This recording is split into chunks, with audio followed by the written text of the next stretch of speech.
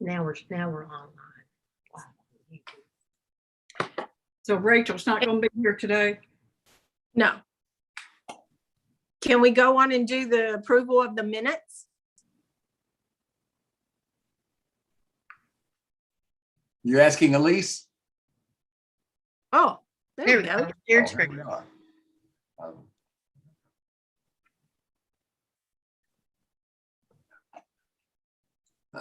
I mean, you can open the meeting if we have a quorum now, so. All right.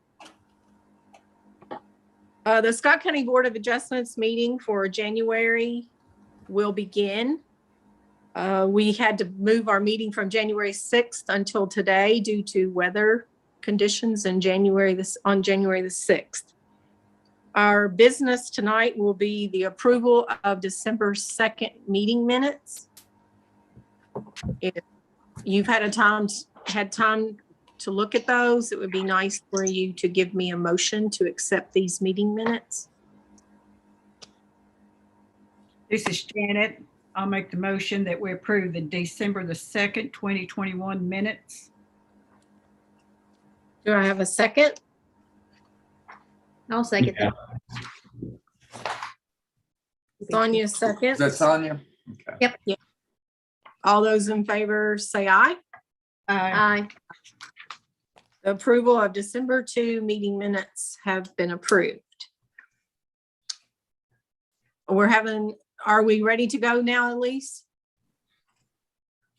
Yeah, I think so. Okay. All right.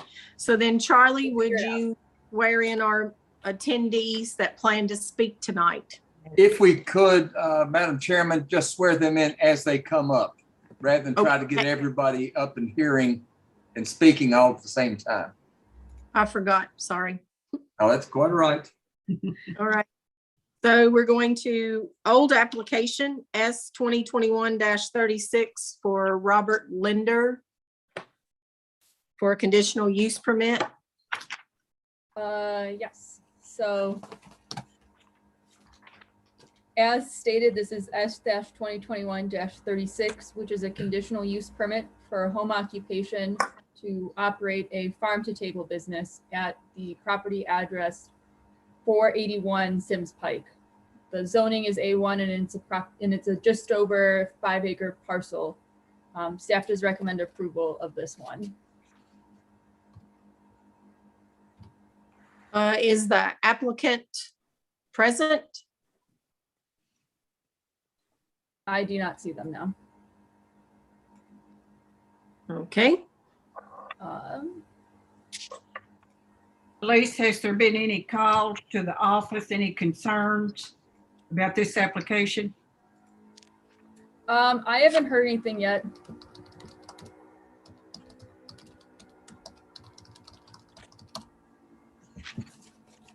Charlie, everything look okay to you? I believe so, Janet. I did have one question. Darren, isn't this the one that once upon a time when there was a sale or something pending, or was that a different one? No, this is it. I need to recuse myself from this one. Okay, I just wanted to make sure that it was the same thing. Yeah, Although it's not necessarily one now since that sale's already taken. Well, but I guess you're still connected to this person? No, I'm connected to the people who bought next door. Oh, I see. Well, all right. That's still probably a safe thing to do. Okay. I think we're good. This is an aerial of the property. It was very recently subdivided from a larger property at addressed 395 Sims Pike. The conditional use or the zoning ordinance lists home occupations as a conditional use in the A1 district, and we look to minimize certain impacts on neighborhood properties and require that the use be incidental to the primary residential use of property, have no exterior evidence, and not generate significant pollution or other kind of negative byproducts to the region. While the residence is not, oh my goodness. Right. While the use is not occurring specifically in the residence, it is the the definition does allow for it to be kind of beyond the residents, given they satisfy these other requirements. The hours of operation are on Tuesdays through Saturdays from 8 a.m. to 7 p.m. and that the noise would be generated as marginal sources would be typical of an agricultural area such as farming equipment, farm animals, and people talking. This is an aerial of the property here. The area marked in the dark gray is just the driveway and parking arrangement. The building that is cupped by the parking area is the commercial building where the business would be operating out of. The residence is marked in yellow, a shed and storage area is marked in purple, and then a workshop and garden are marked in blue and green respectively. I apologize for any apartment noise. The preliminary site plan is obviously here. Any further development, though, would require some type of development plan approval by the Planning Commission due to adding a commercial entity that would generate retail activity as well as have respective parking associated with it. All right, thank you. And then these are the findings here that I've kind of stated. And staff does recommend approval subject to the 4 conditions, the first 3 of which are typical of conditional use permits, and the 4th is that the development plan be submitted. All right. Those in attendance, do you have any questions? Not full. Yeah. Mhm. So Darren is not available for this one. So if I could take a motion on, Are we ready for a motion then, Kim? yes, I'll move that we approve application S 2021-36, a conditional use permit for the home occupation farm to table business at 481 Sims Pike, owned by Robert Linder, subject to the staff recommendations. do I have a second? Yes, I'll second. Tweedledee, tweedledum. Those in favor say aye. Aye. And we've approved 2021-36. Thank you. We need to vote on that to make. Kim, you need to vote on that too to We make need it. 3 votes. I Or did. Oh, you did? I didn't hear you. I'm sorry. I'm getting old. My hair is going. So then we're going to S 2021-47. Ms. Salyers is applying for a conditional use permit. If you would talk to us, Elise. Yes, thank you. This is a conditional use permit to use the property as a public and private park and recreation area. Specifically, it would be a private, like, recreational area, but just to include the full definition of what the conditional use is under, I included the private and public park portion. The location are at the 2 parcel numbers marked there. I respectively gave them additional numbers should I be referencing them in the future, but they kind of revolve around and are accessed off of Porter Road, specifically 877, which is where the existing residence is. The zone is A1 agricultural, and the total acreage is 15.08, with it broken up into the 2 parcels, one at just over 5 acres and one at just under 9 acres. And staff has no recommendation for this application. Okay, Elise, I'd really like to get your more input from you on this application. I will provide it as best as possible. The reasoning behind the no recommendation is to not kind of push planning commission opinions or mentalities on you guys so that you guys can make the most non-biased perspective as possible. So I will try to go through what we have from the applicant. And if you guys have any questions, you're welcome to kind of obviously interrupt me at any given point. But this is an Excuse aerial me. shot of the property. The property marked 877 has an existing residence on it. It is the 9-acre one. And then the property that is not marked as 877 is the non-resident, is a property without a residence on it. And how many acres is on that? That is 5 acres. Or 5.14 or something like that. Charlie, you trying to say something? Yes, ma'am. first off, I'm not real wild about no recommendations.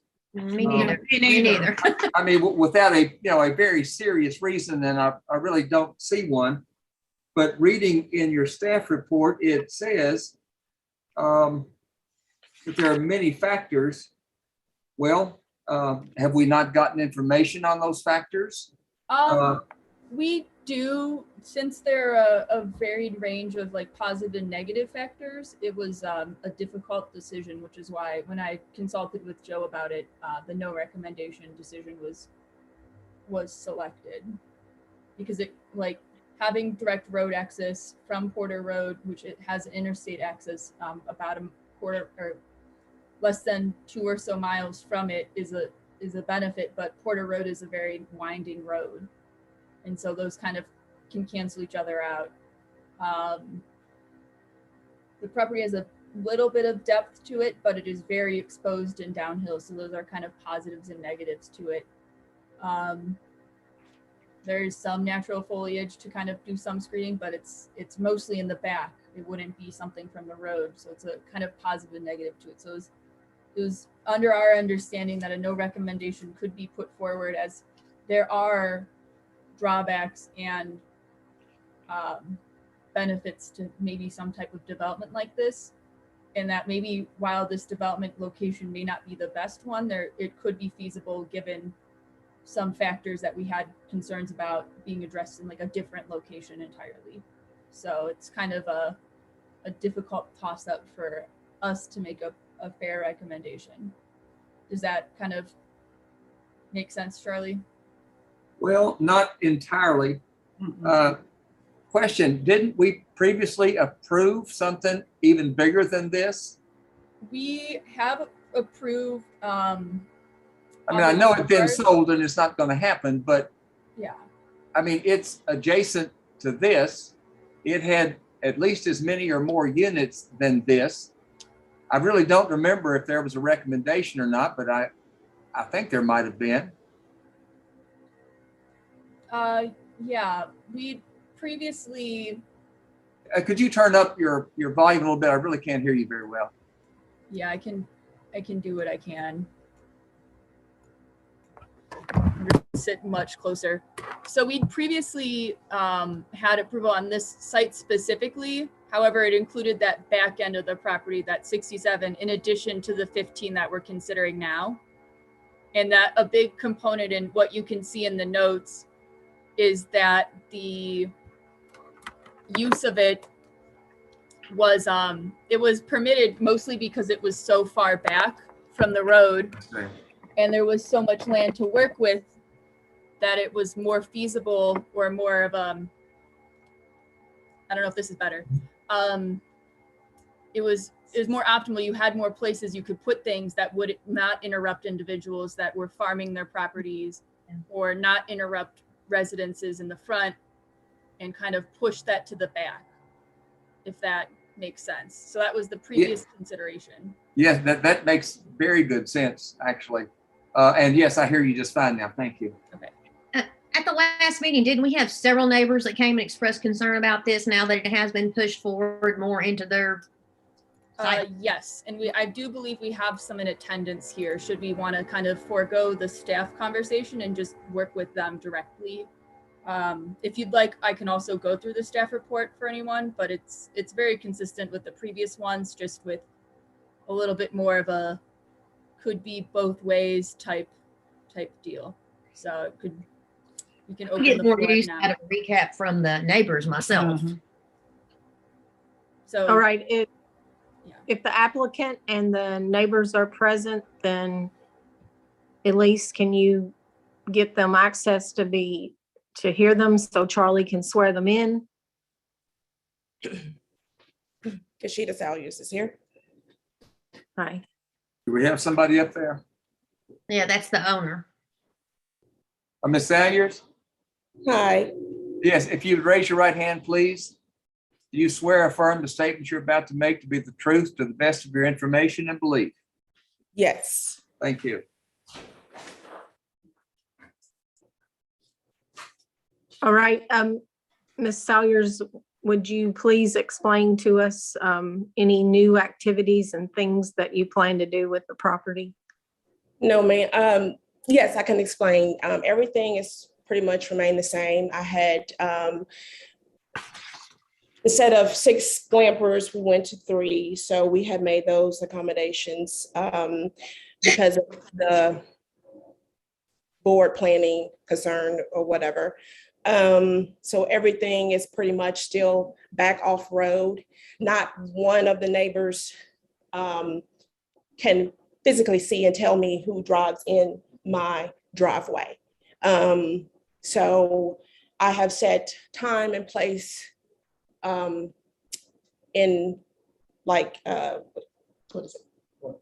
Time for activities to take place. So everything I have is scheduled and just kind of, respectable for the neighbors and whatnot. But I don't see myself a Kincaid Lake or a, Lake Cumberland. It's just simply a private getaway for families, like I stated before. And I think this is a really selfish in a way for the neighbors, because I have talked to one of the neighbors that is adjacent to me. The fellow that's down the road at 427 is not adjacent to me. He's irrelevant to this situation. If he's here, I'm not sure. I've spoke with a lawyer that is not only a zoning for this, but he's also on the board. So I also got his advice.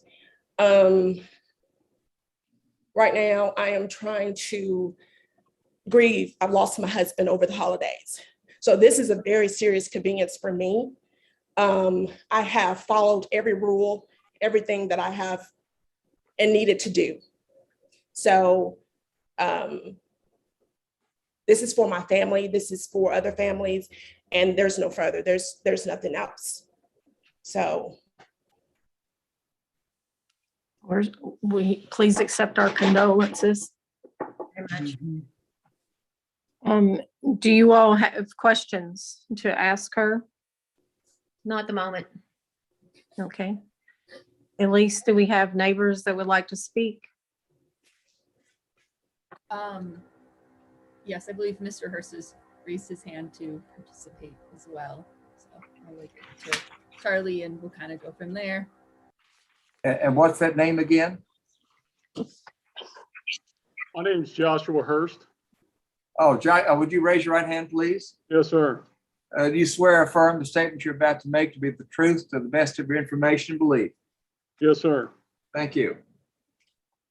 Thank you for the opportunity to address the board and the planners. I want to say I'm sorry to Ms. Salyers with the loss of her husband. I bought the 67.7 acres next to her, which amounted to be 80% of her parcel. And I spoke at the last meeting and I mentioned that I had reservations about the development. And after speaking with surrounding property owners and finding out more about the development plan, I have clear opposition to the development.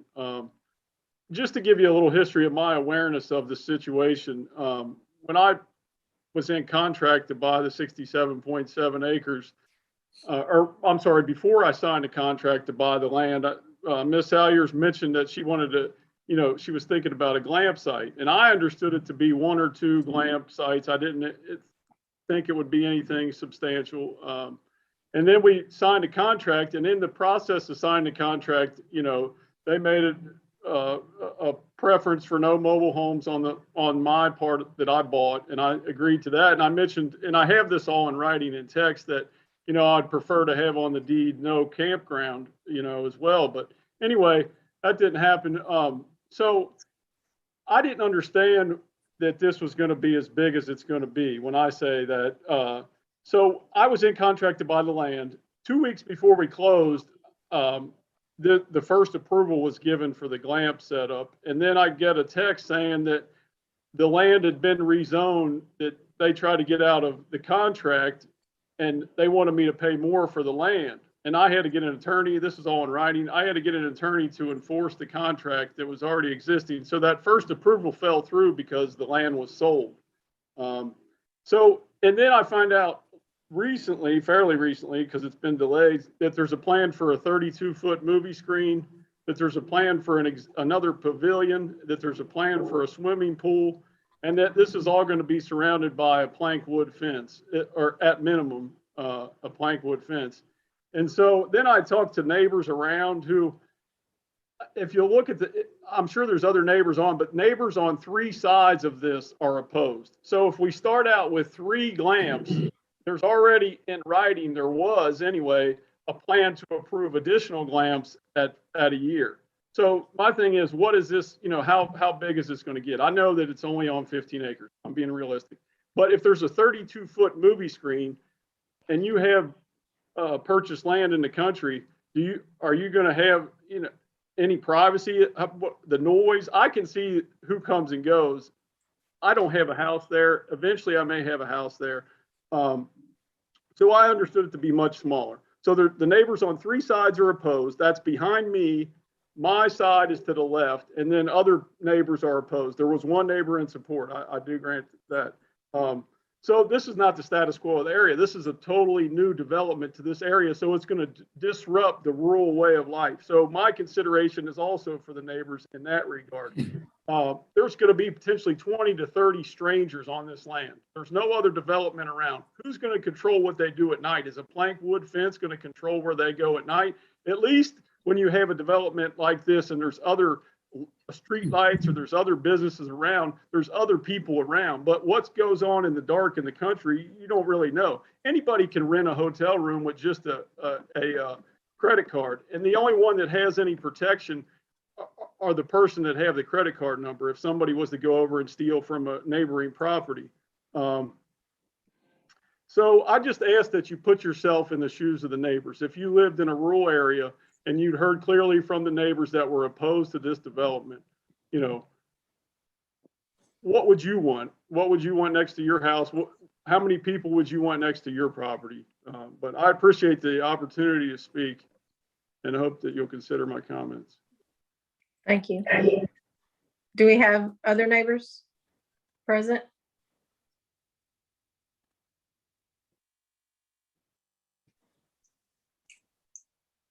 Yes, this is Erwin Cobain. Can you hear me?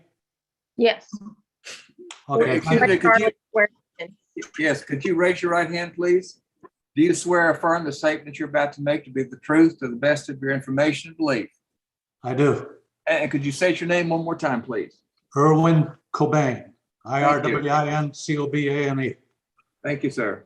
I was at the last meeting and spoke briefly there also, but as I mentioned then, my son and I bought 205 acres at 475 Porter Road. We're not immediately adjacent to this property, but we are right after the Love's gas station on the right. So we're pretty close. And I was opposed to this development for several reasons. One being that we bought the property out there because it was secluded, and we have it pretty much as a hunting camp for that property and put a building on it for that purpose. Still working on that building. But the other concern I have is, is further development of the area out there that takes away from the wildlife habitat and also put in more traffic on what is already a very dangerous part of the road. I think it's crazy to have more business out there out that way past the creek and past Love's. So I was opposed then, and I remain opposed to this development for sure. Thank you. Thank you. Thank you. Any other neighbors who'd like to speak?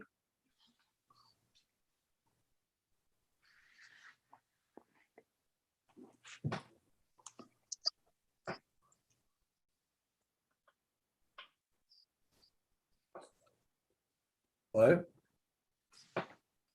John Woodall. I'm here. Can you hear me? Oh, Yeah. and your name, please?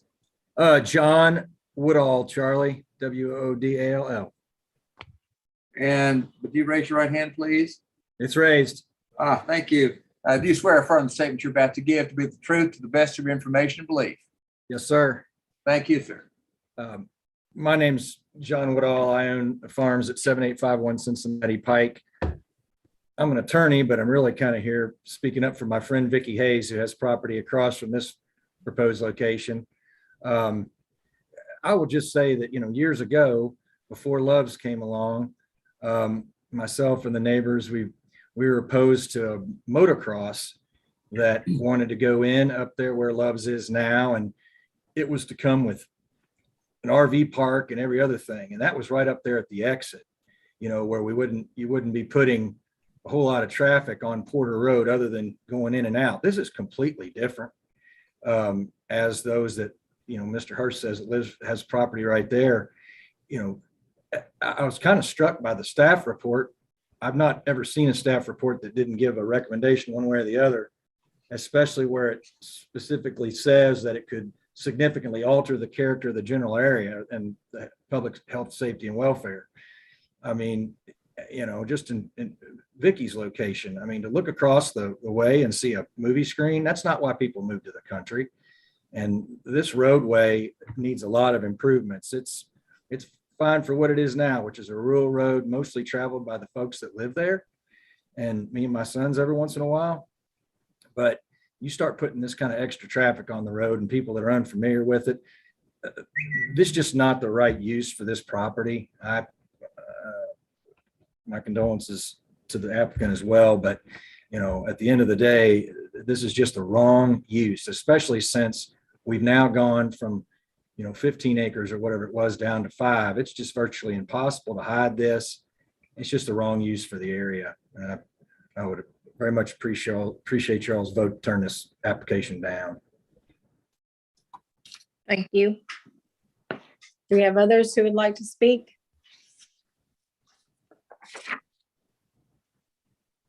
Monica Petrie. I am a direct attached neighbor to Miss Salyers. If you raise your right hand, please. You swear or affirm the statement you're about to make to be the truth to the best of your information and belief. Yes. Thank you, ma'am. My name is Monica Petrie. My property is directly attached to Miss Salyers. We have 58 acres. And at no time can you see what is going on down on her property. She lives completely downhill from the main road, from Porter Road. So you can't see anything at all, her property, her home, where the sites are going from Porter Road.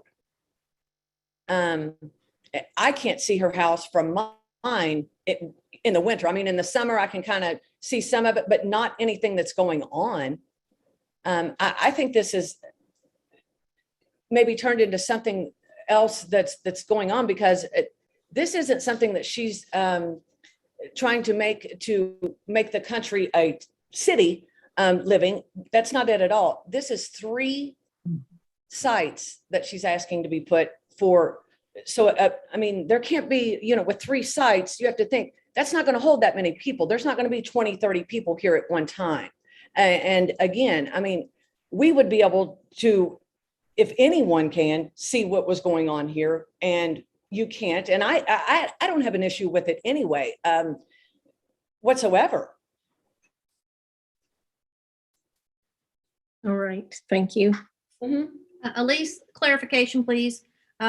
With the pavilion and the 3 sites, you did state that there could be a maximum of 26 guests at one time? That's on page 2. Yes. The initial proposal from the applicant, which is these numbers that all these numbers are based upon, since we do not have building code input at this point, since there's nothing to be kind of requesting that for.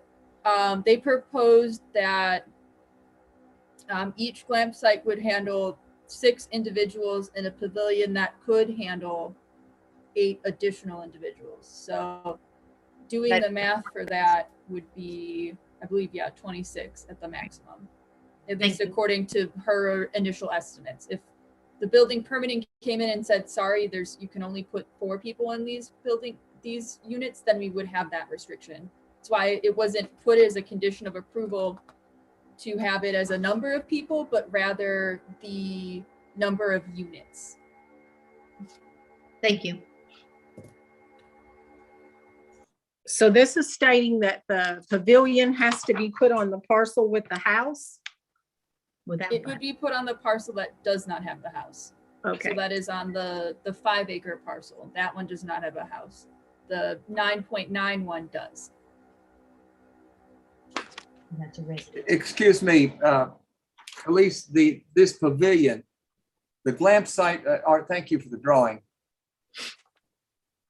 The glamp sites are there in the middle. Yes. And so far, 2 people have said there are only 3 of them, but yet Yes. I see 6 or 7 of them there in the middle. Is that the old drawing, or This are is there more of individual tents This inside? is the initial drawing that this is the most up-to-date drawing. It obviously displays 6. There's no way of doubting that one.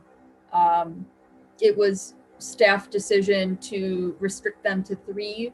And then if they were interested in additional ones after a year of active reservations, they could be considered for an additional up to 2, so 5 total. Okay, and what is the pavilion?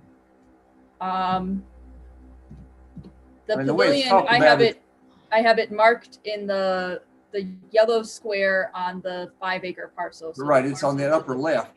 Yes. But what is it? It almost sounds like a little hotel, or, like a little motel or something. What is I that? can't speak to really what's in there. To my understanding, it has the ability for renters as well as or visitors, as well as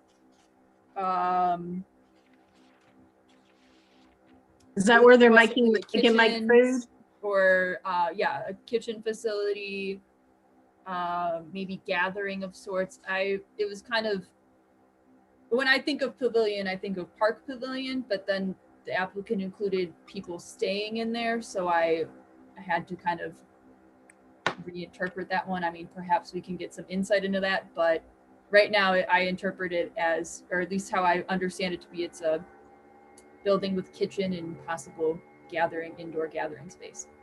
But weren't you counting 8 people in that one though? Yes, that was given the numbers that I have. So it would be 8 guests in there, Charlie. So this is not just activities.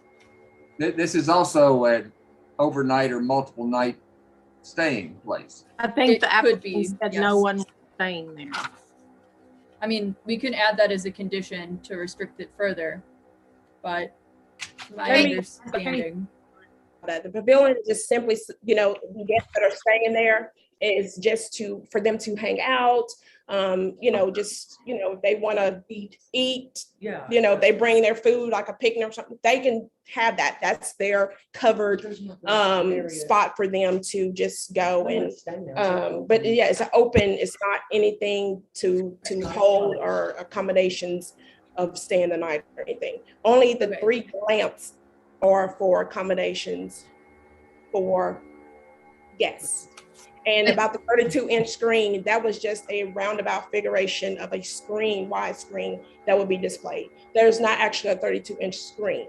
It's just enough big of a screen, enough to sit by a poolside to entertain my guests. Nothing more, nothing less. It's just something for my guest, which is, again, holding 3 lamps. It's not something, I talked with the mayor, Rob, he is keen on the idea of a campsite. He is a avid camper. They're also starting their startup in their construction on the other side of Porter Road. So has been supportive of my adventure. And it's not a drive-in theater, right? It's just, like I said, it's 3 lamps. So I don't see, that's way off the road. I'm 1.5 miles off the interstate. So you're really not getting into much. Everywhere you drive, it's like curvy, 2-lane road. So yeah, I don't know where all the other assumptions come in. And like I said, nobody can tell me. If someone was to come into my driveway right now, they cannot tell me, hey, Miss Salyers, there's someone in your driveway, be alerted. The only one that has done that out of all the neighbors that are on here tonight is Monica Petrie. She is the only neighbor that that says, hey, Ishita, there's somebody at your driveway you want me to, look at. She is the only neighbor that has looked out for me. Anybody on this screen tonight has not. I don't tell them how they have the many cars in their driveway. That's an eyesore. Okay. I don't tell them how they run their property. Yeah, 4th of July fireworks popping every.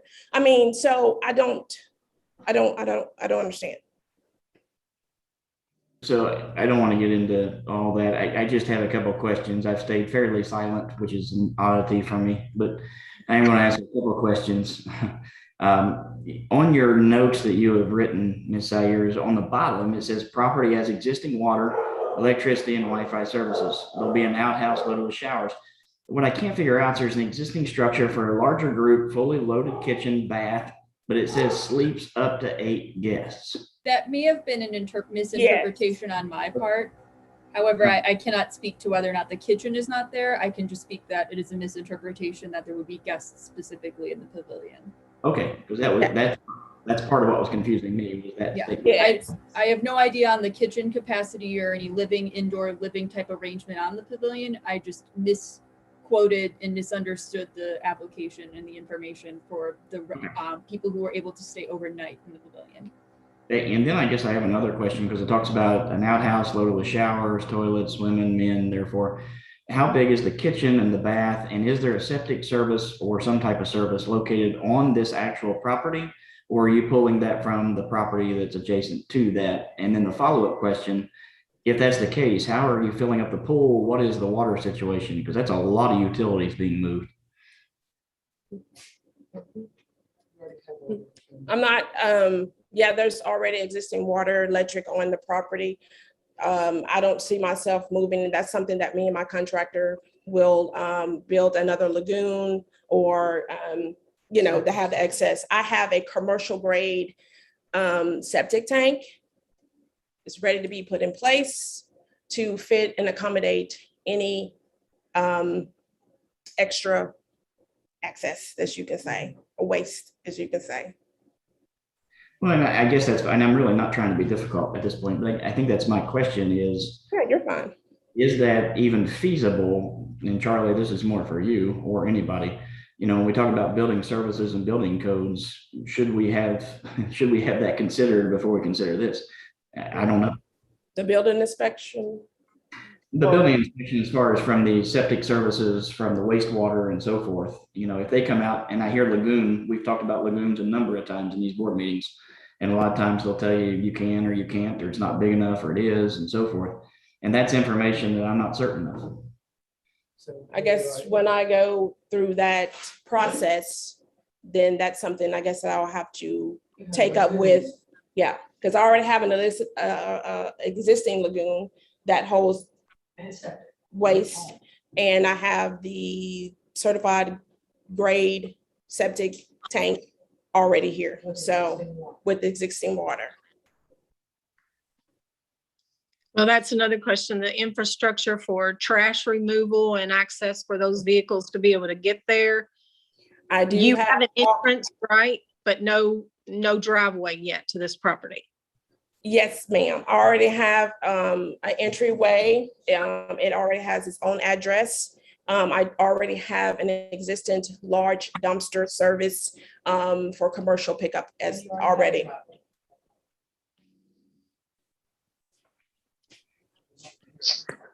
It's already approved access driveway to the for the Beavers Point. Okay, so the pavilion will be accessed from your driveway.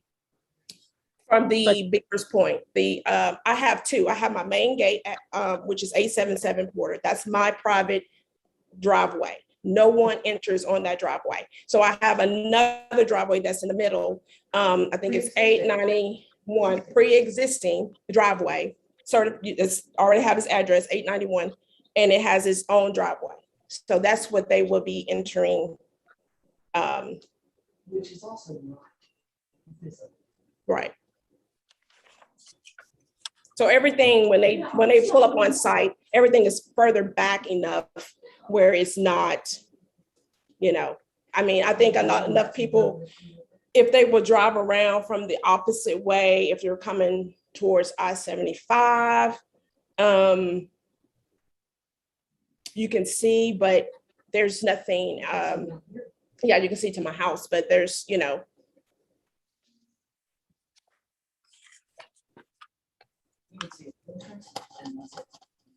Yeah, so it's all entry, pre-approved existing entry.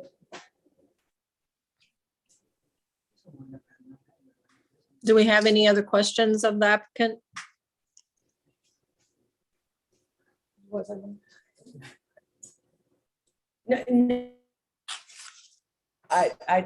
Nothing more than what I said. Neither driveway is visible. Her property down into her residential is the only neighbor that I'm assuming that's on that actually is attached to.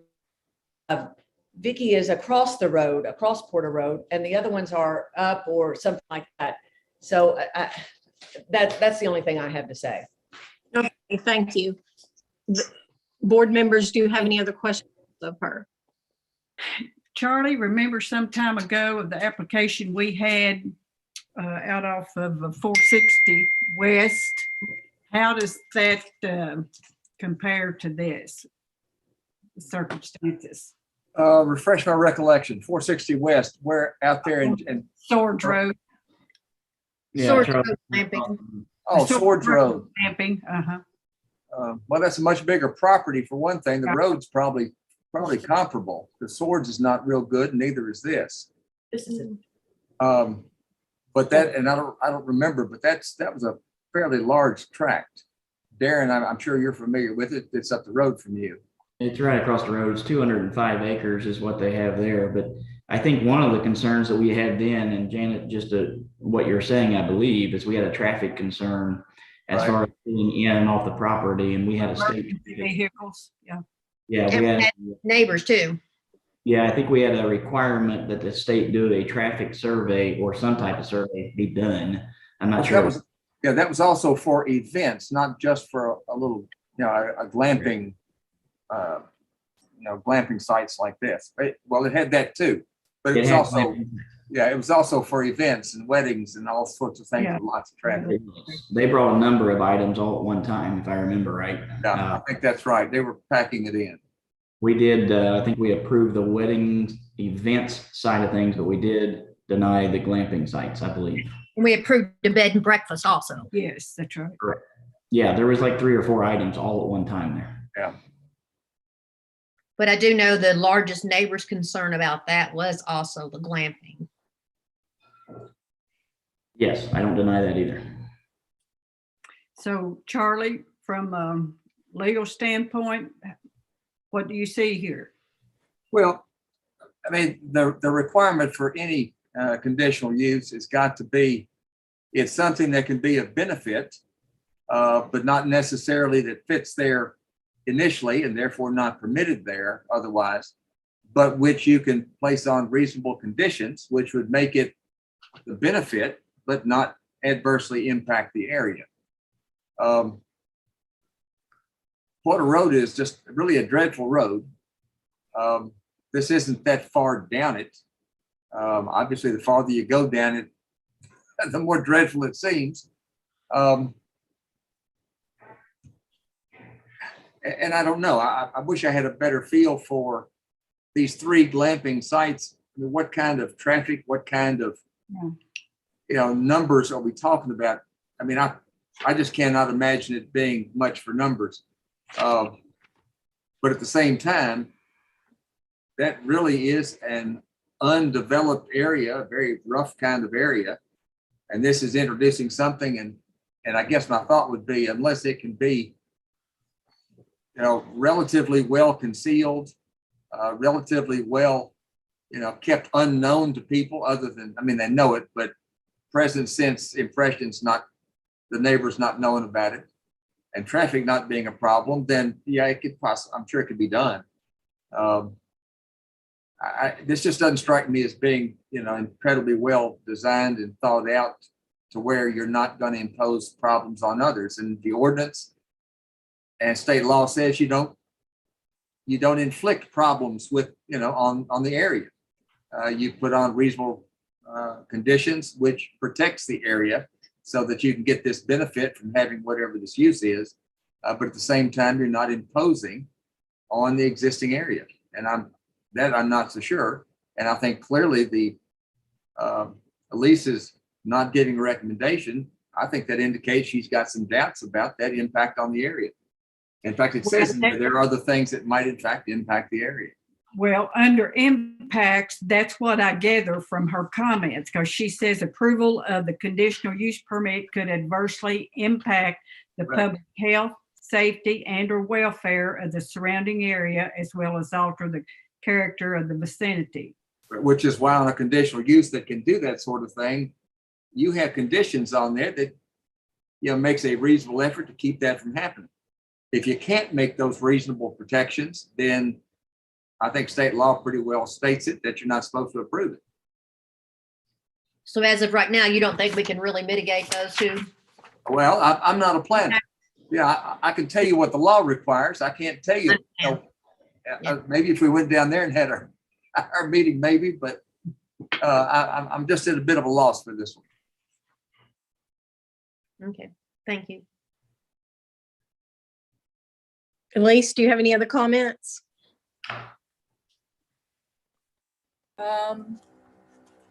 Yeah, nothing essentially reiterating what Charlie's comments are. Like, it's a very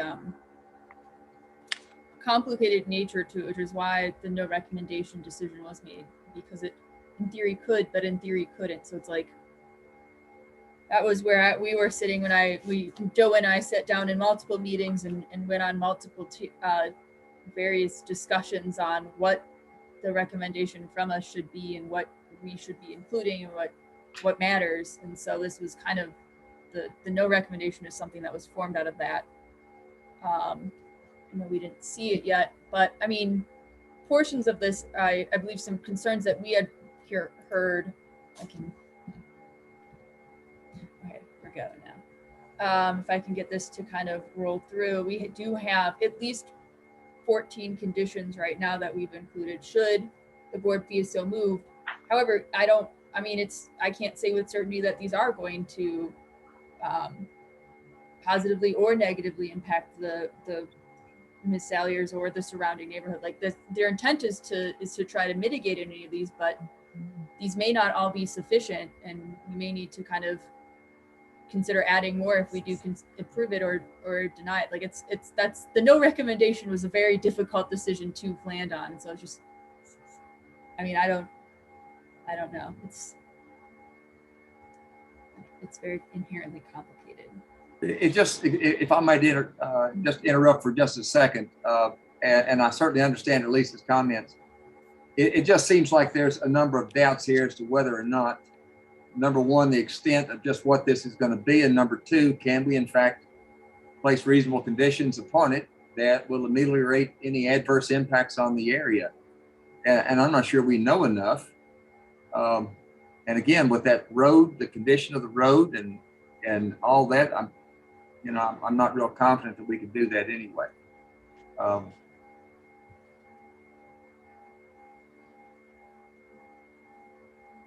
Do we have a motion, or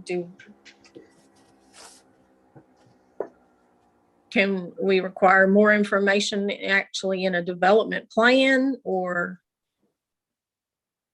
Kushida wants to speak. Thank you. Because y'all it just kind of got taken over a little bit. Again, this is not something I'm trying to impose in a Kincaid Lake Park facility. It's pretty much an Airbnb, or it's. I think people are making it more to what it is. 1 mile for Loves. I'm 1 mile for Loves. 2 lanes. The roads get serviced. I don't think I'm going to put anybody in danger. I mean, you're saying, okay, so you telling me if you driving out to Kincaid Lake, that's not putting people in danger? Because I know that road is way more country road than this road. So being realistic and a realist here, I don't see a really good argument other than the selfish reasons, because they don't want to see this, they don't want to see that. But again, not one of those people or my neighbors can tell me who is in this driveway to tell me what's going on. I have security. I have police officers that were willing to work with me. I have the mayor. I have everything in place that I need to have to protect myself, my guests, when they come into a place. That's any place. When you drive anywhere, you're taking a risk. You can drive down the road to the gas station and you can be involved in an accident. So using Porter Road as an hazard road is a cop out to me. Anything that you do is taking a risk. I don't see anything that's putting my neighbor into anything. Vicky can't see anything that goes on this side of the road. Nothing. She can't tell me anything. Thank you. Members of the board, are you prepared to make a motion?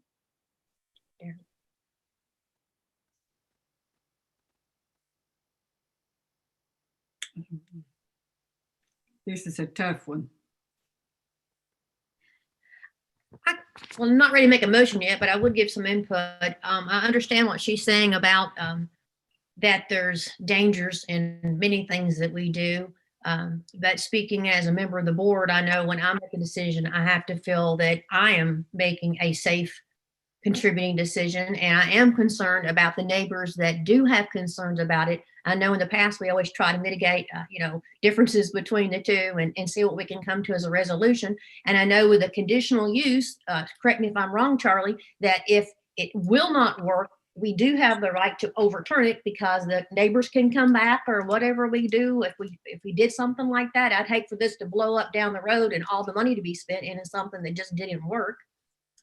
Well, basically, the standard of proof is if the applicant doesn't basically lay a record in front of you that just almost compels the decision to approve it, then there's really no blowback. It's because you're supposed to be comfortable that we've put conditions on this that will in fact protect the area. The character will not change, and there will not be any other adverse impacts.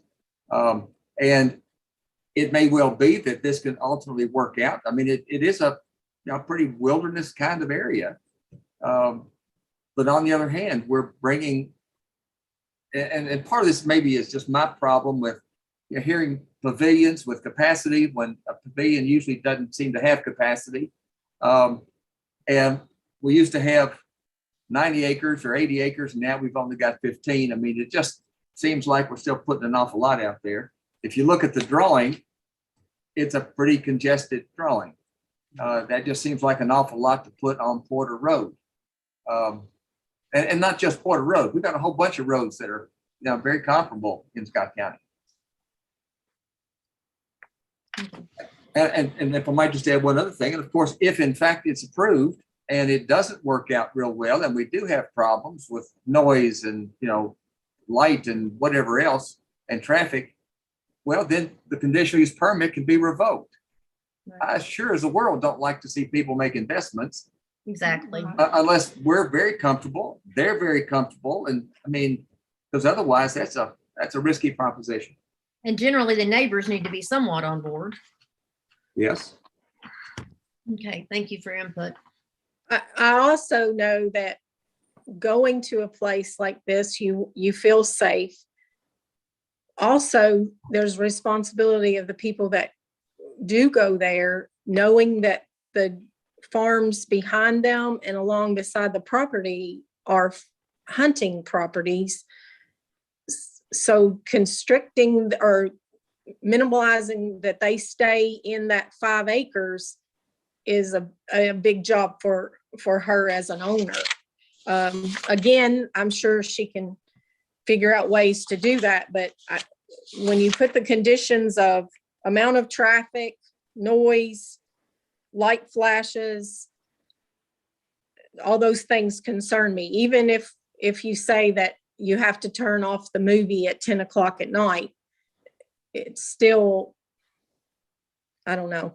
I have concerns. Kashida, this is Janet Holland.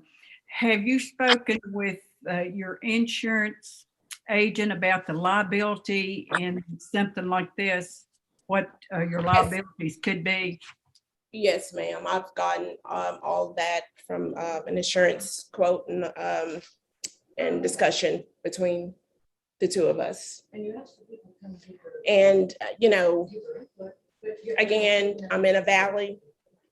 Again, there's just no difference of having like I said, I have children, so there's like birthday parties.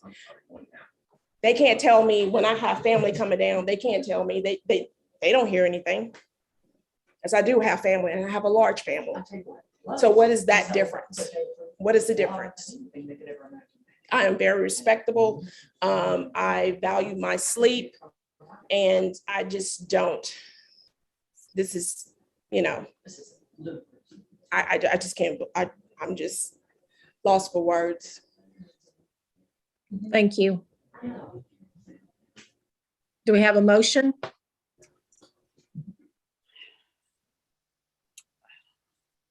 Charlie, do you think there's anything else that she could do to help the situation? Or even Elise, is there something else that you could work with her on to better the situation in any way? Yeah, as I said before, you know, I can tell you what the law is on it. Yeah. I am not a planner. In fact, I try to avoid planning about it as much as possible. You know, this is just, it's the sort of thing that surely it's more definite than say, well, I won't even use the old joke of the Supreme Court, but it just seems to me that, you know, staff needs to be more comfortable with it. The board members need to be more comfortable with it. What specifically might add to that comfort level? I mean, for one thing, actually a site visit might, you know, where you can actually see that, no, you really can't hear what's going on down there. Or no, we've got, you know, pretty decent sight distance from that entrance. Or, you know, any number of things. It's just that, yeah, we've got a diagram that shows that 5 acres pretty well covered up. And I just really can't imagine there's going to be that many people. But if there are what she anticipates and what she hopes for, well, that could very well be an impact. Now, what do we need to do to ameliorate those impacts? Well, again, I'm not a planner. So I'm really not a good person to ask that question, much beyond what's the statute and the case law require. Elise, have you been to the site? Have you visited the site? What are your Yes. feelings on that? Joe and I went as part of our various debates up to the site to kind of have that conversation. And we did feel very exposed on the property. I mean, it is in the off season where there isn't a lot of foliage naturally there, but if like we were to require an screening as part of the approval, that would be a pretty notable amount of screening for shrubbery or for more less visibility and fencing and stuff like that. So that could be an additional cost that we would have. It was a conversation. That's why barrier is kind of a barrier, because it's, you would have to make that conversation and we would have to make that deliberation. And let me see what other things we had there. I'm trying to think. Can we postpone this and ask for a more up-to-date drawing and ask the other members to actually go there to the site? I think we've both been there. I know. I know, I have.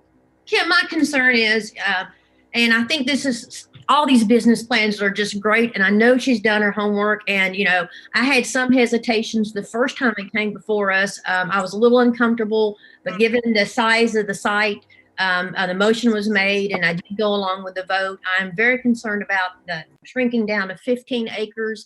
And I mean, I've been down there and I think I could walk the property, and I know I don't think my comfort zone is going to shift, to be honest with you.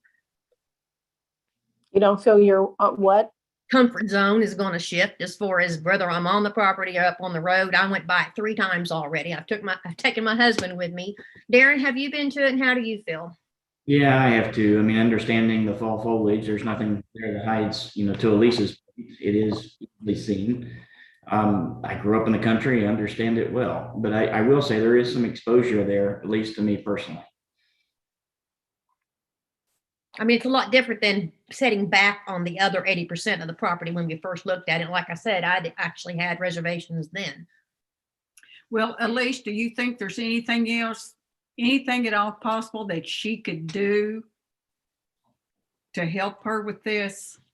What is your professional opinion on this?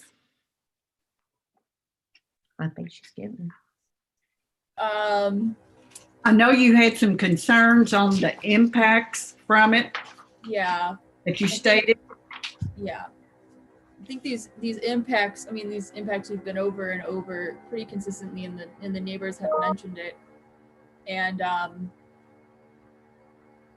to find where I was when I was I wrote a couple notes down on my staff report. I'm trying to find what I was really kind of interested in.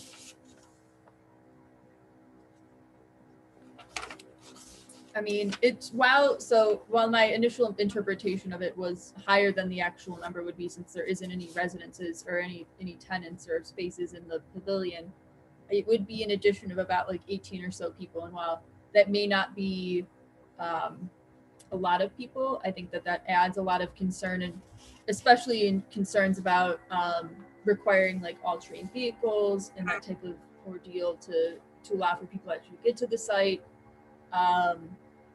And all these different things, and you can't really require a guest to be like, if you're a guest here, you have to have an all-terrain vehicle. Like that seems a bit inappropriate. But like, given the existing conditions, there would need to be significant improvements to the road leading to, or the driveways leading to Porter Road, and then getting onto Porter Road and being comfortable with that sharp turn that is kind of where the flag lot where Mr. Hurst's property kind of attaches to Porter Road and then goes back behind it.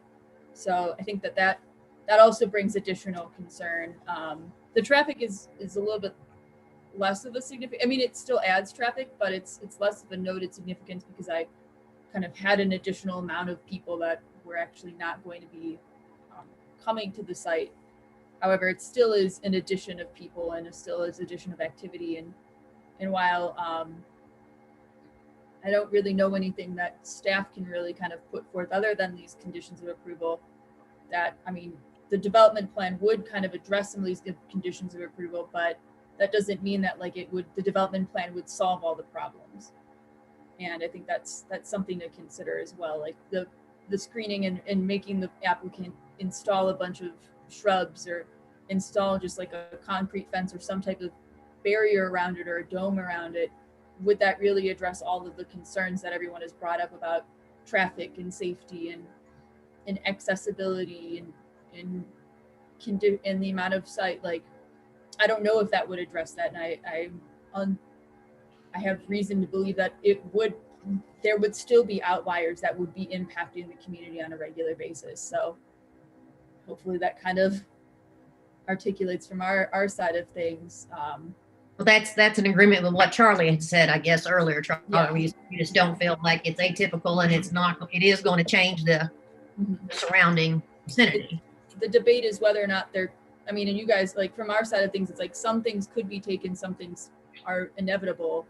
And it's like, are the inevitabilities going to run in line? Like, can the inevitabilities kind of be outweighed by like the benefit that it would bring in? And I can't deliberate on it and kind of influence your guys' decision, but it's where I was sitting in a lot of this conversation is what can you do in order to reduce inevitabilities, but also understanding that there will be inevitable impacts no matter what.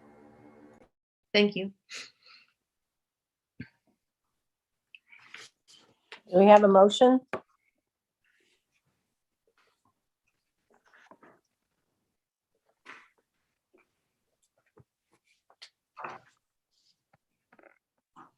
Well, I guess I'll go ahead.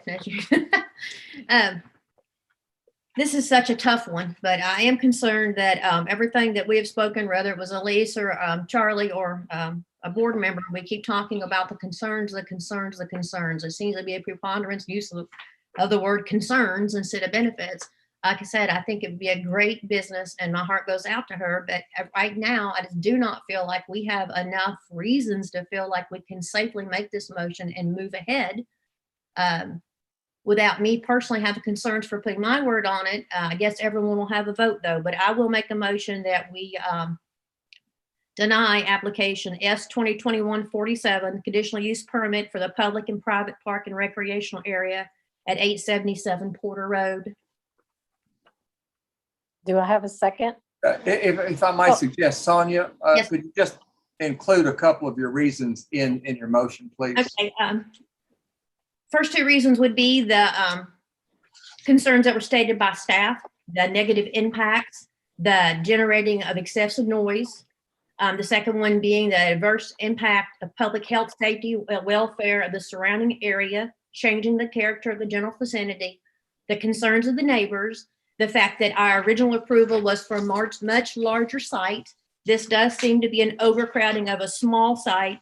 And as our board attorney said, we really can't predict what this could lead to in the future. It is such an atypical thing. And without feeling the total comfort of where we're going with this, I personally don't feel like I want responsibility for approving it. Is that enough? You satisfied me. Do we have a second? I'll second. This is Janet. Those members of the board that approve this denial, please vote. Aye. Aye. Darren, Aye. motion to so sorry. deny. Motion to deny is approved. And have the chair vote. I didn't see your hand. I'm sorry. Because I need to No. record that. Okay. No, Oh, I'm sorry. No to the motion. Okay. no, I mean, I agree with the denial of the, Oh, okay. I got you. Unanimous, right? Yes. Thank you. all right, then that moves us on to the next application.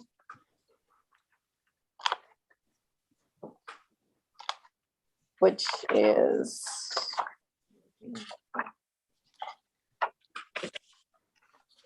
S 2022-1 at Fisher's Mill Road. Elise, would you like to speak to us about this? I hate that. I just-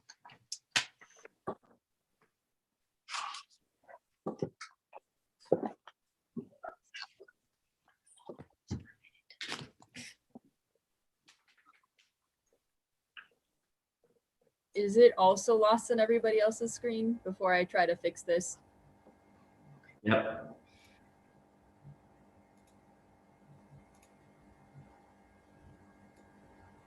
There you go. You got it there. Yep, give me 1 second just to bring it all the way up.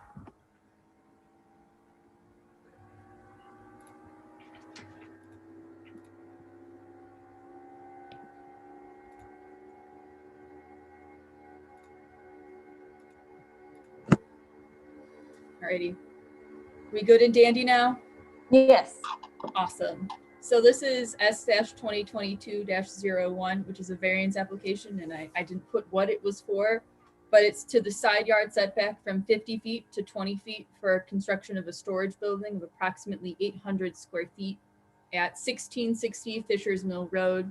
It's zoned A1 and it's acred, and it's 12.537 acres, and staff recommends approval of the application.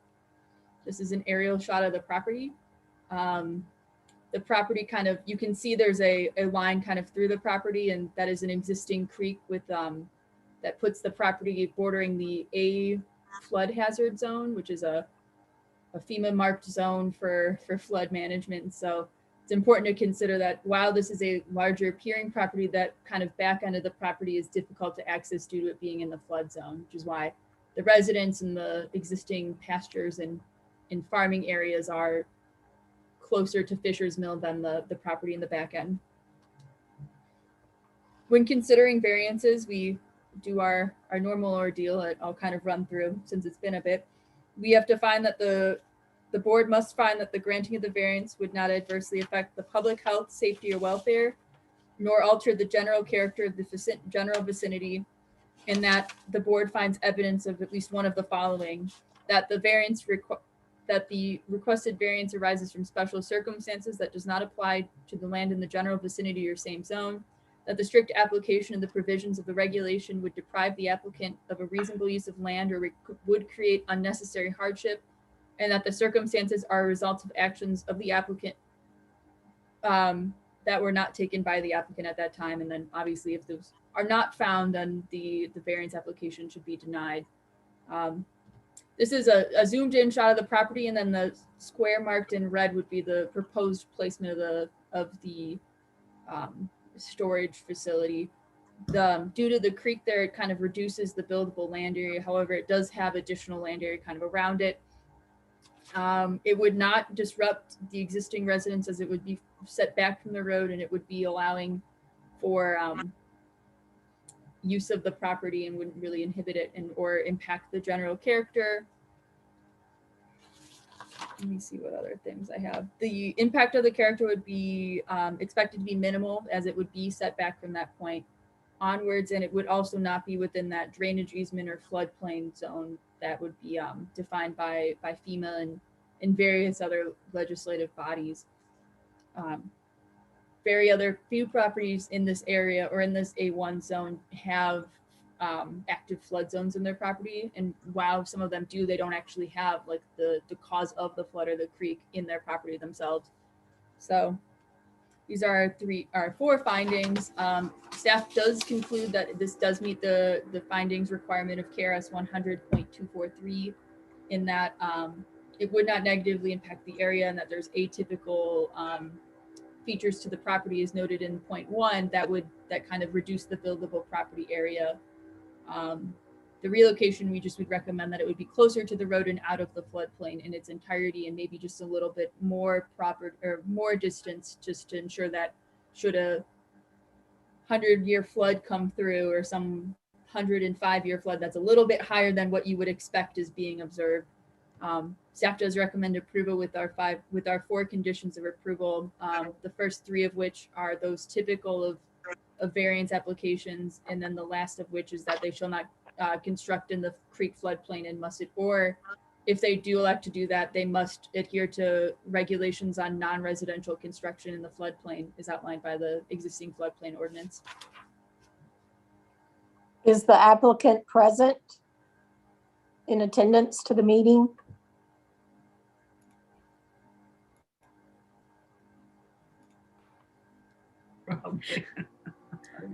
Yes. Would you, if you plan to speak, then Mr. Perkins needs to swear you in. Do you swear affirm? Yes. Do you swear affirm the statement you're about to give with the truth, the best of your information and belief? Yes. Thank you. Is there anything else that you'd like to explain, or we're here to listen? No, I think Elise did a good job. It's a very simple structure.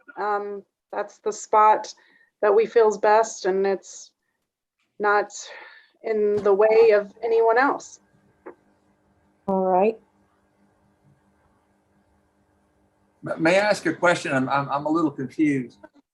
The drawing that Elise put up on the screen a moment ago showed it. Yeah, that one. And yet the staff report says move it out of the floodplain. Where is it going to go? It's not in the floodplain. That looks a little deceiving in the picture. It's more over and up. So it's not near the creek or the floodplain. There's quite a bit of space. It's a much larger area when you're live looking at it than the picture, obviously. And what is the reason again that a variance is needed? I mean, you've got how many acres there? 12. And how much of that exactly is in the floodplain? Ooh, that's a good question. I mean, the creek runs that whole back line and then it goes up. So this is the spot also with electrical getting to the building is another electric is ready and the flatness of the spot also. And there is also a road that is on this side with, it's over here with the other building to be closer to that other building that's already existing.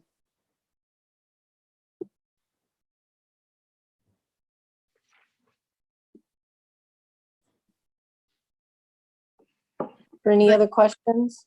Well, Charlie, I didn't follow that. So we're asking for the 30-foot variance. Exactly why are we shifting it to 30 feet? Was that due to the flat land? Is that what you're saying? And there's also a tree that's not showing, a great older tree that's in that kind of over to the left of the picture. So, I mean, being away from the floodplain and not having to take down the tree as well. Okay. Okay, thank you. Any other questions of the board? The board have? Charlie, are you satisfied with that? And maybe it's just the drawing and the lack of perspective or something, but there just seems to be an enormous area where this building can go. And we're not supposed to give variances unless, it basically it won't work someplace else. And this is a reasonable use of the property.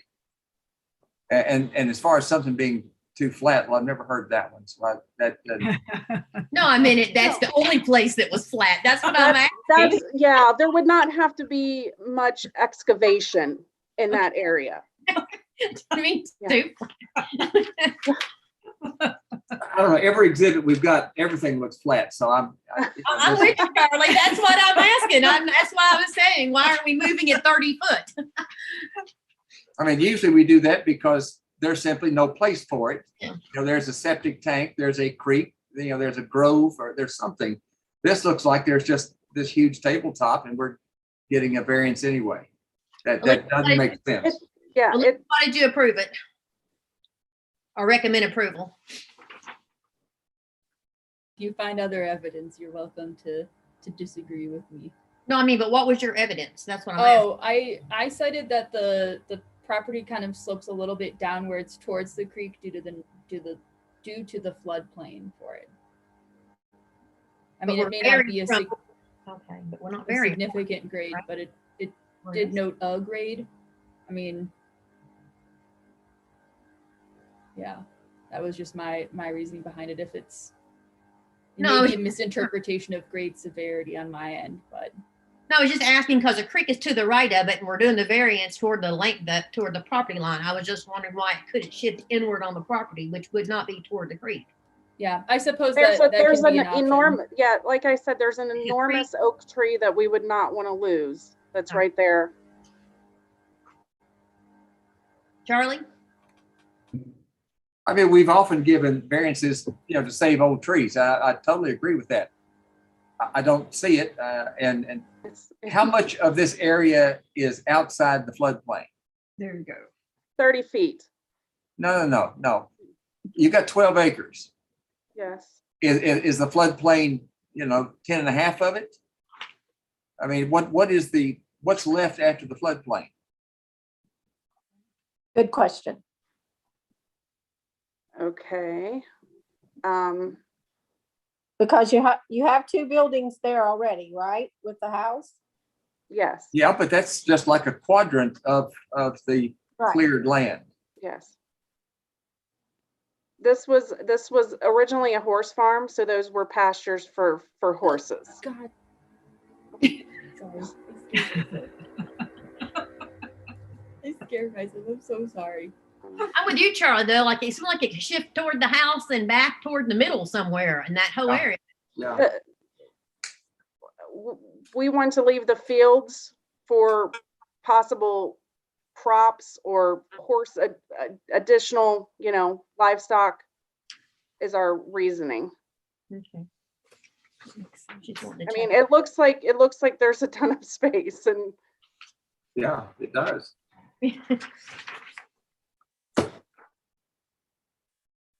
See, like throughout up in here and stuff toward the building. Like toward the edge of that. Is that a fence line? If she moved it in toward that fence line, see?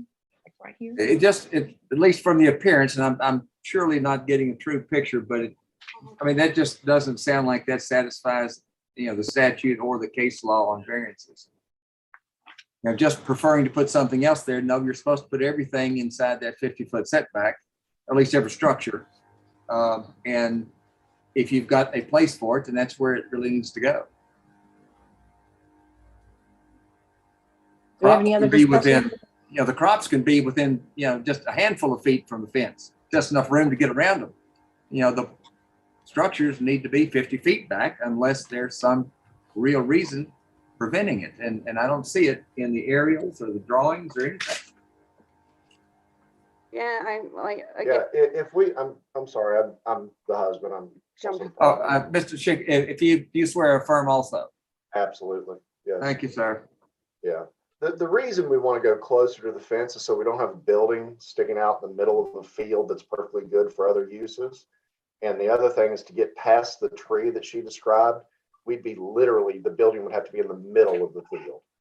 And there's also a rock ledge that's going to prevent excavation there. And we're trying to put the building in a place that's the best use for the property. Wish we had exhibits that showed all of that. Well, your office, the office told us what to do and we followed their directions.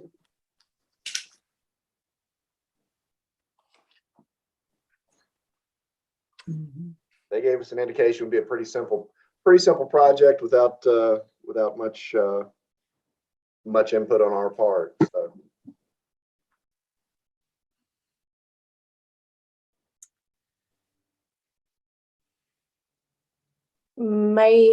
Can we postpone this till we can get a better drawing, a better picture? If what we've given you isn't sufficient, I don't know what else we can do. Again, we followed the very specific instructions that the office gave us. What are your main concerns? But if I might just point out, the statute says you comply with the setbacks, and what you have to find is that there is some circumstance that precludes that reasonable use of the property. It's a situation you have not created. Okay. But excuse me, just a second. But unless a variance is granted, you're denied reasonable use of the property, and none of that really seems to be present here. Well, if we took that little red box and put it squarely in the middle of the field, would that be the best use of the property? Because that's where it would have to go. We can't tell that from what we have. Again, your office told us this is what we need to provide. It doesn't matter at this point what the office said or what was understood. I've just pointed out what the statute is and what the case law that construes the statute says. You must comply unless there's an existing condition which you did not create. Well, the mere fact that you prefer it in a different spot, that's a situation you create. That doesn't satisfy the statute. That's all I'm saying. And unless this drawing is just simply devoid of a lot of detail, such as the rock ledge you mentioned, fine. Where is that? That might make a difference. If there were, where the floodplain is, I really can't tell where that is either. Okay. The tree, I can't imagine one tree making that big of an impact on however many acres is visible in this illustration. I mean, it's just the statute's very specific, and we're not being. Okay. Well, we were led to believe that this is what we need to provide, so we'll regroup. And that'd be fine. And the chair could very easily postpone this to next month and let you provide a more detailed drawing, and it may in fact illustrate exactly what you're asking for, and that'd be fine. I would just like to say that if details are what you need, it would be far easier and far simpler to get those together on the front end of the process than this far into the process. And again, everything we've done has been based on our interaction with your office, and we were told this would be just fine. And as I said, that's fine, but I'm telling you what the statute requires. That's all I'm getting into. And I'm telling you what your office said the process needed to be. Okay? You've said that 10 times, and I appreciate that. Okay, so let's look at the process to help residents get through the process and give you the information you need to make a great decision. I think the easiest way to put this for everybody on here is we've had a fundamental failure to communicate both with our office and with the details of the drawing. I would agree on both sides. I do believe we need a more detailed drawing, which should have been spelled out, agreed. And I think that would help compel the argument of where the building needs to be located in Charlie's argument as well. So I think the easiest thing to do, Kim, would be to postpone this. Thank you. I was getting ready to try to say that. Please, as chair, I would like to postpone this to put it on the February docket. And let's get a detailed drawing that shows your tree, or a picture that shows your tree, your fence, and why you feel that this is necessary. We apologize if this is putting you through more work, but this is to be fair to you and to us to be able to see this drawing in more details. But I must repeat, if I may, Madam Chairman, and those drawings need to demonstrate that Yes. this is the place where the building has to go. There can't be some big wide open area that they would just prefer something else go there. Yeah, That doesn't satisfy the So it statute.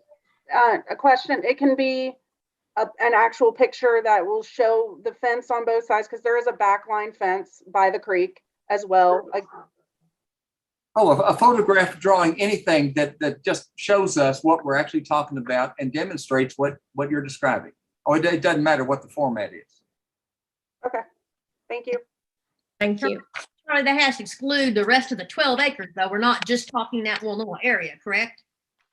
Well, yeah, it's got to show that that's why it's got to be there. So it's got to show what the conditions are at the other possible locations. Correct.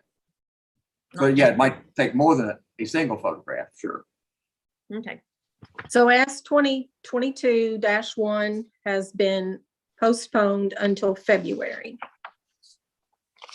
Sorry. Thank you. We're moving on to S 2022-2. This is for the conditional use at John Bell property. Thank you. This is a conditional use permit for a secondary single-family residence for a farm worker at 3520 Paris Pike. It's zoned A1 agricultural and is approximately 9.3 acres, and staff recommends approval of the application. This is an aerial shot of the property. Paris Pike, I believe, is to the south. Yes. I always mixed up where things were on this one. This is the drawing submitted by the applicant. So it has some handwritten portions of it, but the area marked in red is the area where they would be requesting the conditional use permit. There's existing seasonal worker housing on that property, and some barns and accessory structures, as well as some pastures and crops. The conditional use permits in the A1 district do list secondary single-family residences for family members or farm workers on the same lot as permitted. The site does have enough acreage to maintain the 1 dwelling per 5 acre density requirement. There have been previous instances of working farms requesting additional, besides the one asking for a secondary residential dwelling for their farm workers if they is facing an expansion or added need that would require some type of inclusion for it. I've seen instances of up to, I believe, 7, but those are very, they already did it and then they came after the fact, and this is kind of a preemptive strike, at least to staff understanding. It is the site of a former farm worker residence, and according to the applicant, there is a pre-existing water line and sewer system from the property. Since there's really no residents there actively, we would require that WEDCO or some type of health department approval would be put forth, saying that the septic system and additionally GMWSS coming forth to say that the water system is sufficient for residential use on that property, and it does not require any additional repairs due to not being used in X amount of years. I'm sure everybody kind of I mean, I don't understand, but everyone kind of understands the need to upkeep and make sure that septic systems are properly managed. When constructing the dwelling, we do require 100 feet or so between property existing residences and proposed residences, just to ensure that if the lot be subdivided, that they would be able to be subdivided without requiring a variance. And we do also recommend that an address for the secondary dwelling be obtained should the board move to approve the application. These are just my findings here. Staff does believe that the application would not adversely impact the health, safety, or welfare of the surrounding residents, as it's a pre-existing, or there was at one point a pre-existing residence there. It's a fair distance from the property road. And it also has some pre-existing conditions that would support its reconstruction on that property. So given that, staff does recommend approval of the conditional use permit with the 6 conditions, which the 6th one gets cut off, but the first 3 of which are, or first 4 of which are those typical of a conditional use permit. The 5th of which is that the secondary dwelling would be at least 100 feet from an existing residence, and the 6th of which would be that an address shall be acquired for the dwelling from the Georgetown-Scott County GIS department. It is cut off at the bottom. So if you are looking for the rest of that sentence, it just cuts off, unfortunately. Thank you. Is the applicant present? Yes, ma'am. You want John to Bell. speak? Hi. Hey. Charlie, would you swear, Mr. Bell? Yes, John, do you swear affirm the statement you're about to make to be the truth, the best of your information and belief? Yes, sir. Thank you. Do you have anything else to add or to help us in making our decision, John? I think Elise did a good job. Basically, it's about the mid 90s, 94, 95. We put in a house there, a mobile home. Mr. McDowell, Randall McDowell, put in the septic system. The reason we chose that spot, it was near the farm road in the middle of the farm, and has KU Electric, and it's Kentucky American water, not Georgetown water, that's nearby. So that's why it was put in and installed there. It was used about 15 years or so, and then it went for a couple of years without being used. Plus it was starting to get in poor shape. And so we basically, we didn't need it. And so I'd say 8 or 9 years ago, we tore it down just to keep it from being a eyesore, danger, or whatever. Yes. So that's the reason why it's not there. But the drain field is still there. The water, there's a hydrant at the water line, where the water line was, or is, where the residence was. KU Electric is still at that packing shed barn, 100 foot away. There's a transformer. So it's been gone for, I'd say 7, 8 years, something like that. And just in the last couple of years, we've had really the last year and a half, right now we have about 8 full-time employees. And then we use some seasonal employees as well through the summer, students, school teachers, and H2A workers. And that's the residence that you see in there is the H2A worker house, the 3522 that's on the map.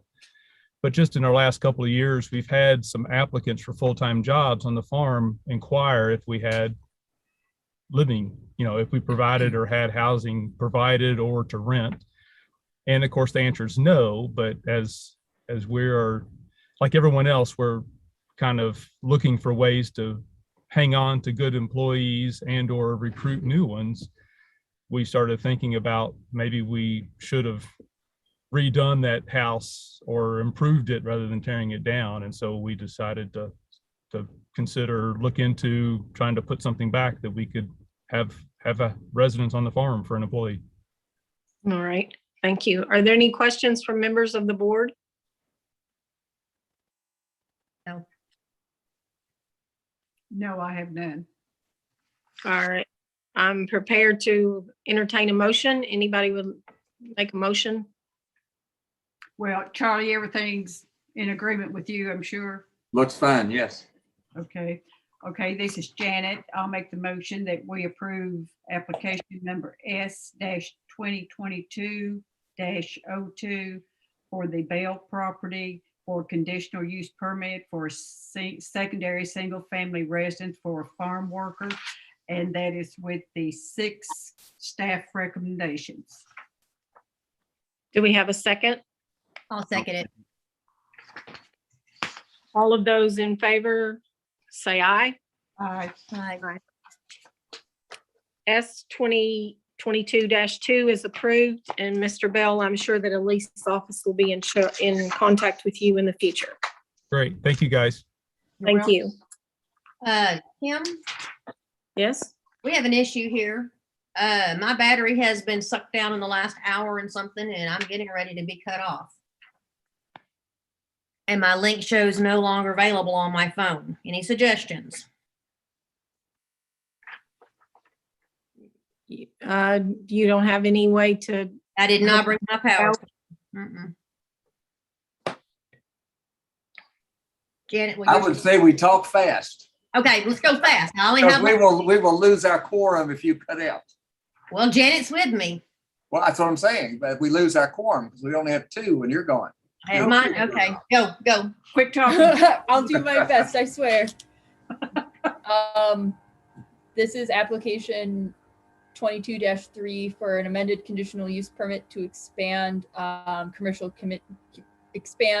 to commercial kitchen operations within the existing business at 2265 Wrights Lane. It's a 257 acre property, zoned A1. This is an aerial shot of the property. This is a zoomed in shot of the property showing where the building would be located. There would be, in addition to commercial operation or kitchen operations, there would be a whole facility constructed, including but not limited to stables, a multi-purpose room. The kitchen is referenced, the office, arena, hay and feed space, and a tack shop. The main component that this is being considering is the kitchen component, since that is something that is an additional kind of component. I believe we've lost them. Just a general FYI, I don't know if procedure allows for us to continue discussion or not. Oh, we have lost them? Yes. Well, I mean, there's not much I can say. We have to have at least 3 for a quorum, and we don't. We might hold on for a moment, Madam Chairman, just to see if maybe they can find an extension cord someplace and catch back on. But no, otherwise we lose our quorum. Let's hold for just a minute. We can't even take us, what is it, a censure vote for someone not bringing their power cord. I got somebody calling me. Hang on.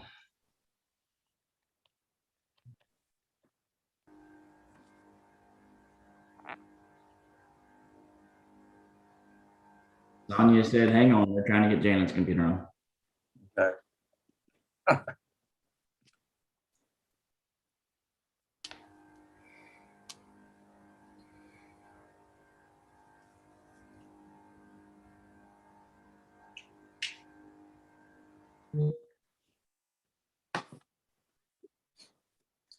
Yeah, Janet just texted and said, please hold. Well, I saw them disappear from my screen. I was like, oh, that's not a good look. That isn't good. Once I caught it, I was like, I'm just gonna pump the brake for a moment. And maybe they're listening, but as long as they're in the same room together and we can see them, they don't have, as long as we can use Janet's computer, right? Oh, I don't think we have to necessarily see them, but we've got to know that, you know, they got to hear us. They've got to be able to speak and participate. That's the problem. Janet has a problem with speaking on there. Speaking. Janet has a problem with speaking for sure. Yeah, I know, but I've never noticed that before. So they can hear us on the computer. They're getting on Janet's phone so they can talk back. Hang on just a second. Well, Okay. yeah, they can't do that via somebody else's phone. Right. So really while we're on here waiting for them, I noticed that Mr. Linder has been in attendance. Do we need to let him know that his has already been heard and approved? Yes, you should do that. I'm sorry. I noticed he was there too. Mr. Linder, are you there? Can you speak Yes. to us? Yes, ma'am. Can you hear me? Yes, we went ahead 5 o'clock and approved your S 2021-36. Awesome. Thank you. Elise will be in touch to tell you the requirements for this approval. All righty. Appreciate it. Thank you.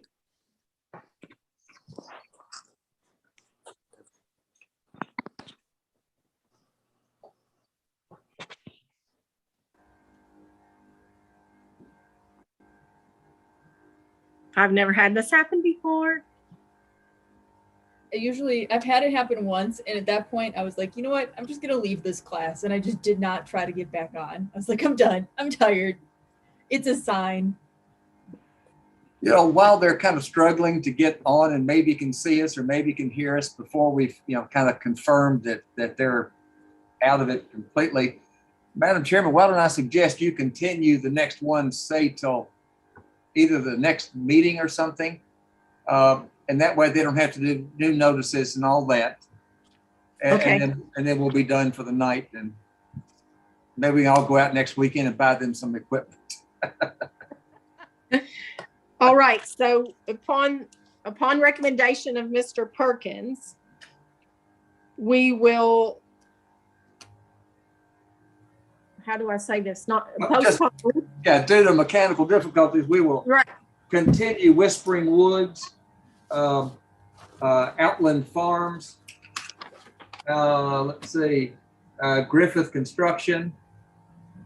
And Griffith Construction. And we'll just continue those to whatever our next meeting is, because that's just like what, a couple of weeks at the most. Yeah. Yes. Next week. It's February 3rd. So Yeah, it's to next February week. 3rd, because we couldn't make a special meeting any quicker than that. All right, so applications S 2022-3, 2022-4, 2022-5, and 2022-6 will be postponed until February meeting due to Continued, excuse me, use the word continued, please. Continue. Is that a online meeting as well, or is that in person? Do we know yet? I think with this, we better do in person. Currently, it's marked as in person if there is enough internal debate or strife or otherwise, similar to how we had this going online, we can consider going online.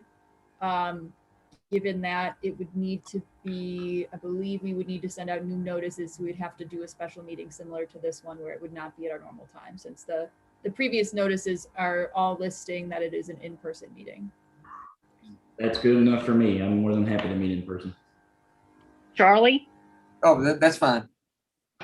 All right, February meeting will be in person. Yes, ma'am.